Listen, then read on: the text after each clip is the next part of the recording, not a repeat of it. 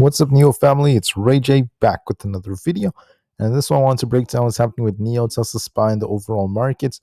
Just know that I am not a financial planner, so take nothing I say as financial advice. And also, if you guys can, please check out my Moo link. If you deposit $100, you're guaranteed 5 free stocks. If you deposit $1,000, you're guaranteed 15. And the offer is very soon, in just about 8 days from now. Anyways, let's talk about the markets. So NIO was a little bit weaker today. We closed a little bit in the red, despite the fact that we had some good news from NIO Day. I would still say the share price is still quite flat. We're only down 1%, and there's a possible inverse head and shoulders that could be forming on the 4-hour time frame. If we get a small dip here to fill this gap and then a bounce, that would be a very, very good sign. Now, going into the end of the year, we have deliveries coming out, especially for not just December, but the entire year. That's going to be very important as well, so I'll be waiting for that. Until then, we're just going to be focused on what the share prices are going to be doing. So just know that as far as NIO goes, they had NIO Day. I went over this in my video from yesterday. They essentially have their new global debut of their Firefly sub-brand. It's going to be starting at about $20,000. That's a very, very good price. It's going to help them get a lot more sales. It's going to be competing with other smaller cars out there, so the small car segments such as the BMW Mini brand and the Mercedes-Benz Smart brand. So very, very interesting stuff. I think it's very awesome to see that going on. And it's going to help drive in their sales, especially in Europe. Despite the tariffs that are still present, NIO is still very much very open to continuing to sell their cars in Europe and remain very competitive. On top of this, there's some news that their ET9 is doing very well. It's priced at about $108,000.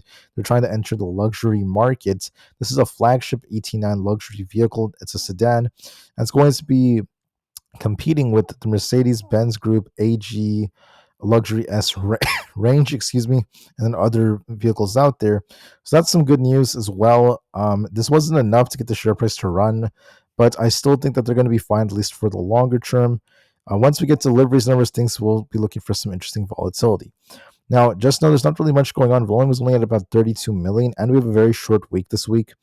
NIO is still talking about how things are doing relatively well with their new models being unveiled. And then, despite the sell ratings that are still present from these different analysts, I am seeing some improvement in the share price, right? The share price is trying to base right over here. So it's not really crashing right now. It's just basing. I hope we form a bottom soon and we try to bounce.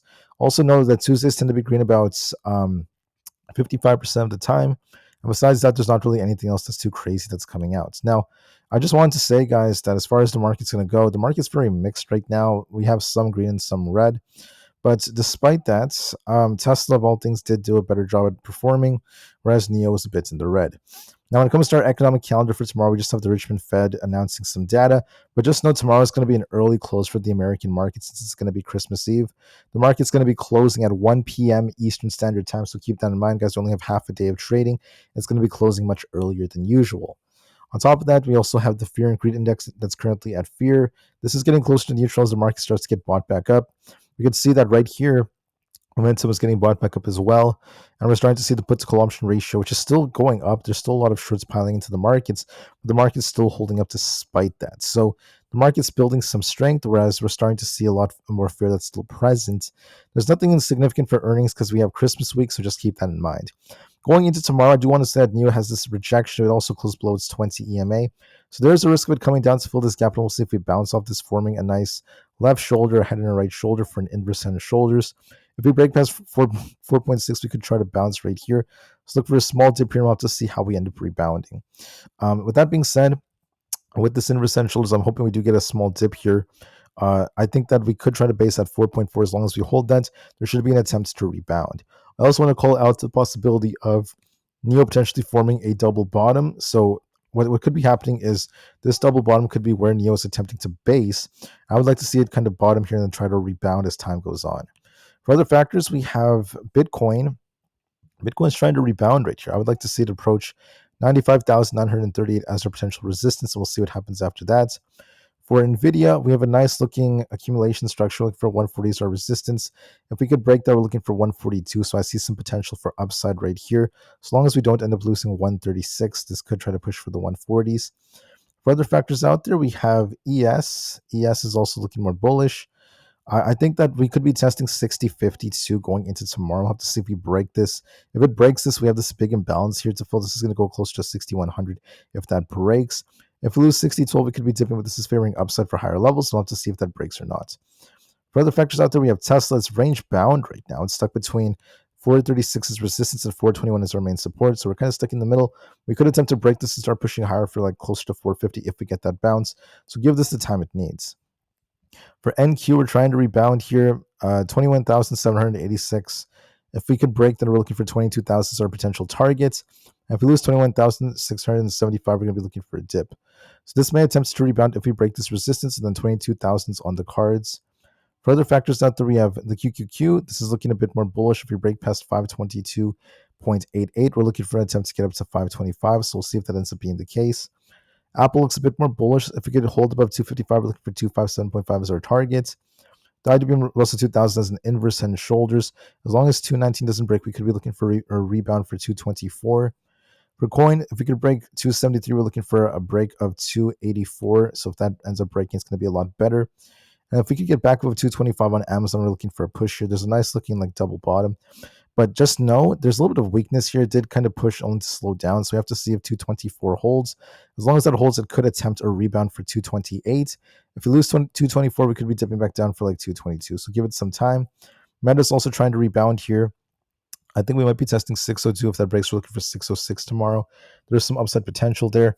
Microsoft is showing a weakness. We could be looking at our 200 EMA as our support. We'll have to see if we bounce off that to get back up to 440. So look for a small dip to about 430 and a rebound as the most likely possibility.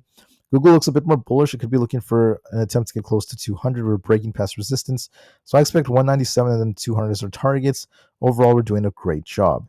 With that being said, I thank you all so much for listening. As far as NIO goes, there's a little bit of weakness for now, but just know that we could be forming a double bottom. We could be ready for a big move once we get the deliveries numbers in just about a week from now. So we have to give it some time. Always remember that NIO is not necessarily a sprint. This is going to be a marathon of a play.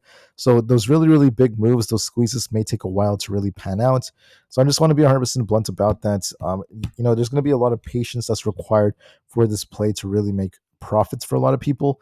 But as long as NIO stays key to its fundamentals and they continue to grow, I think there's still a lot of potential in the share price and such. So that being said, I thank you all so much for listening. I will be back tomorrow with another update. Don't forget that tomorrow is going to be Christmas Eve. So the stock market is going to be closing in the United States at 1 p.m. Eastern Standard Time. With that being said, with an early close coming to the markets, please remember that, guys. And I just want to wish you guys happy holidays, and I'll be back once again to give you guys another update. Thank you for listening. Please have a great rest of your day. And don't forget, guys, the market's going to open as it regularly does at the same time.